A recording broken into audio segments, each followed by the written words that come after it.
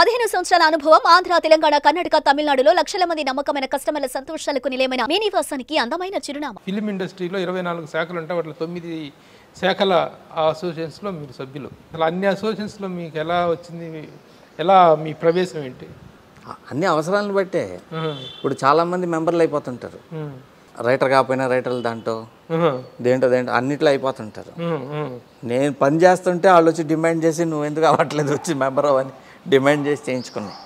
సరే, writers association అంటే నేను కెమెరామెన్గా ఉండేవాడిని. కెమెరామెన్ ఉన్నప్పుడు హిందీలో సినిమాలు రాశా కొన్ని, ఓన్లీ స్టోరీ స్క్రీన్ ప్లే రాశా. నేను కెమెరా చేయలే, వేరే వాళ్ళు అడిగితే కథలు ఇచ్చా. ఇది ఆకళ్ళ గారని రైటర్ ఉన్నారు, ఆయన చూసి నువ్వు కథలు రాస్తున్నావు నువ్వు మెంబర్ అని చెప్పి తీసుకెళ్ళి మెంబర్ చేసి రైటర్స్ అసోసియేషన్. కెమెరామెన్ అయినాక కెమెరామెన్, డైరెక్టర్ అయ్యాక డైరెక్టర్ అసోసియేషన్, తర్వాత థియేటర్ తీసుకున్నాక ఎగ్జిబిటర్, డిస్ట్రిబ్యూషన్ అసోసియేషన్. చిన్న స్టూడియో పెట్టి ఎడిటింగ్ అన్ని పెడతాం వల్ల స్టూడియో సెక్టర్లో తీసుకున్నాం. అలా ఇది అన్ని యాక్సెప్టెడ్.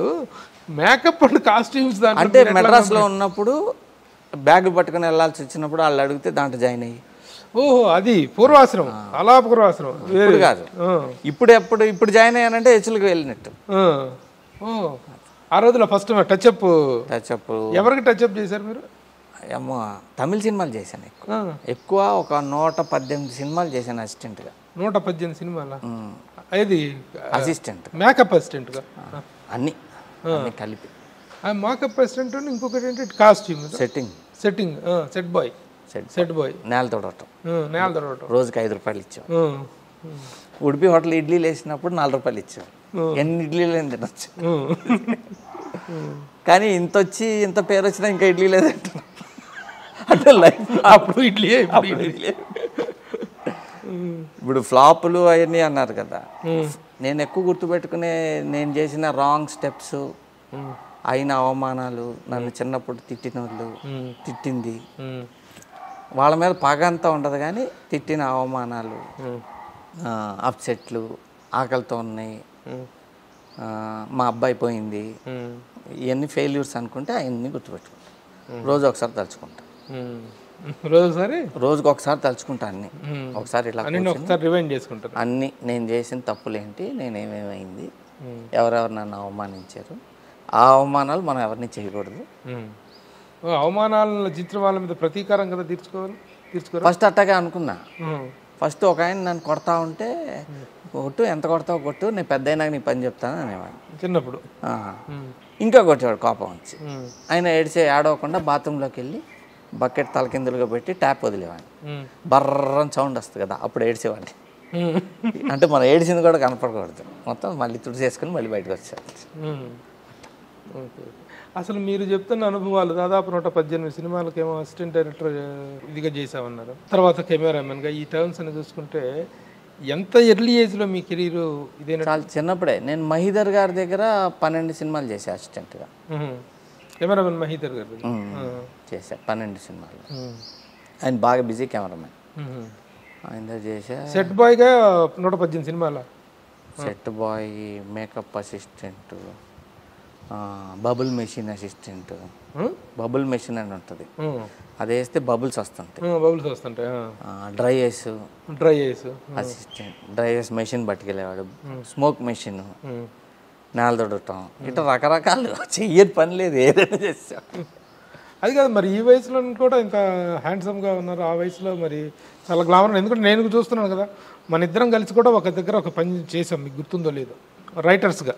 నేను రైటర్గా, మీరు కెమెరామెన్గా. నేను హెచ్ఎం రెడ్డి దగ్గర యాడ్స్, నేను స్క్రిప్ట్ రాసేవాడిని, మీరు కెమెరామెన్ చేసేవాళ్ళు. ఎండమూరి వీరేంద్ర గారు డైరెక్టరు. అవునవును, ఆయన కొన్ని స్క్రిప్ట్ చేశారు. అట్లాగే ఆయన రావురి భరద్వాజ గారు కూడా మనతో వర్క్ చేసేవాళ్ళు. మా అందరం కూర్చొని సామ్రాట్ కాంప్లెక్స్లో వర్క్ చేసేవాళ్ళు. అప్పటి నుంచి చూస్తూనే ఉన్నాను. మీరు యూ లుక్ వెరీ హ్యాండ్సమ్. ఎవరు నటించమని ఎవరు అడగలేదా మిమ్మల్ని? అడిగారు. మనకి నటన రాదు, కష్టం.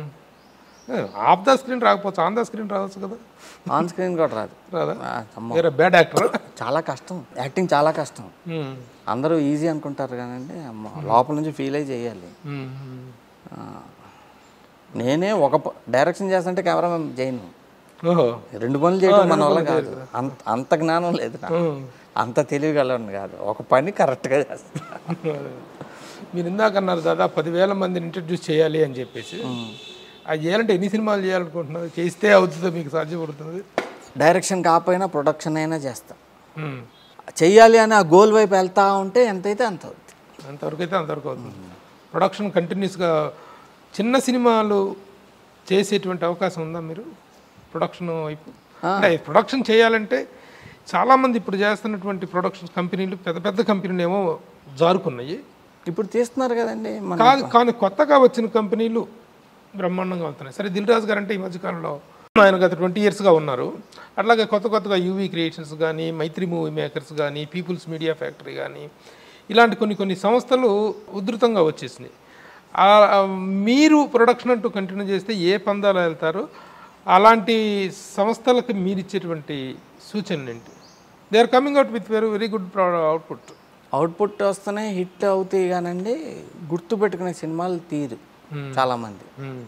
ఎందుకు అని అంటే పాకెట్ బేస్డ్ సినిమాలు అని ఉంటాయి.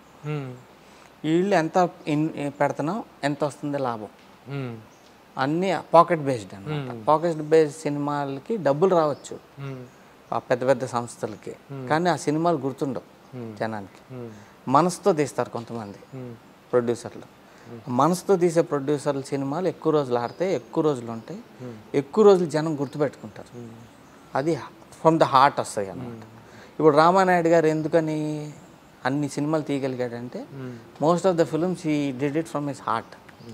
దాసరి గారు హార్ట్లోంచి తీసేవాడు, రాఘవేంద్ర గారు కూడా హార్ట్లోంచి తీసేవాడు. ఆయన స్టైల్ ఆయనది హార్ట్లోంచి తీసేవాడు. ఇప్పుడు దిల్ రాజు ఫస్ట్లో తీసిన సినిమాలు ఇవన్నీ కూడా ఆయన మనసుతోనే తీసాడు. అందుకనే ఇప్పటిదాకా కూడా తెలుసో తెలియకో దిల్ రాజు అని పెట్టుకున్నాడు. కానీ అతను కొన్ని ఇప్పుడు మొన్న బలగం తీశాడు అని అంటే ఏంటి అని అంటే హార్ట్లోంచి వచ్చిన సినిమా అది, అందుకే ఆడింది. క్యాల్కులేటెడ్ ఇవన్నీ హార్ట్లోంచి తీసిన సినిమాలు. హార్ట్లోంచి తీస్తే ప్రొడ్యూసర్లు ఎక్కువ రోజులు ఉంటారు, సినిమాలు కూడా ఎక్కువ రోజులు గుర్తుంటాయి. మీరు పాకెట్ బేస్డ్ ఇంత పెడతాం పెట్టుబడి ఇంత వస్తుంది ఇంత, అది కూడా ఇంపార్టెంట్గా పాకెట్ బేస్డ్గా ఆలోచించడం కూడా. పాకెట్ బేస్డ్ ఉన్నప్పుడు ఏంటంటే పాకెట్ నిండుద్ది, మీకు మీ సినిమాలు గుర్తుంటుంది. సరే, ఇప్పుడు ఒక ఫార్ములా ఒకటి రన్ అవుతుంది, పెద్ద బ్యానర్లు చిన్న సినిమాలు అనేటువంటిది ఒకటి రన్ అవుతుంది. ఇప్పుడు దిల్ రాజు గారు ఉన్నారు. దిల్ రాజు గారికి మిగతా సినిమాల కంటే కూడాను బొమ్మరిల్లు, శతమానం భవతి, బలగం లాంటి సినిమాలు ఇచ్చినటువంటి బలం చాలా పెద్దది. అట్లాగే మైత్రి మూవీ మేకర్స్ కూడాను they are coming out with పెద్ద పెద్ద స్టార్స్తో చేస్తున్నారు, అట్ ద సేమ్ టైం చిన్న వాళ్ళతో చేస్తున్నారు. ఈ ఈక్వేషన్, ఈ ప్యాటర్న్ ఎలా ఉంటుంది? ఎలా? చాలా మంచిది, చాలా హెల్తీ. పెద్ద బ్యానర్స్ చిన్న సినిమాలతో సక్సెస్ అయితే మంచిది.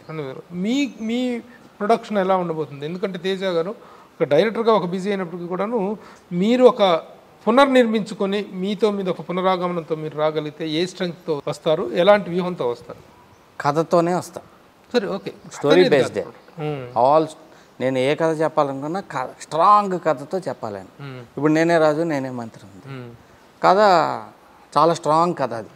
అంటే ఒక క్యారెక్టర్ ఇలా ఉంటుంది, వైఫ్ క్యారెక్టర్స్ కూడా స్ట్రాంగ్ అయిపోతాయి. కథ బాగుంది అనుకోండి, క్యారెక్టర్ స్ట్రాంగ్ అవుతాయి.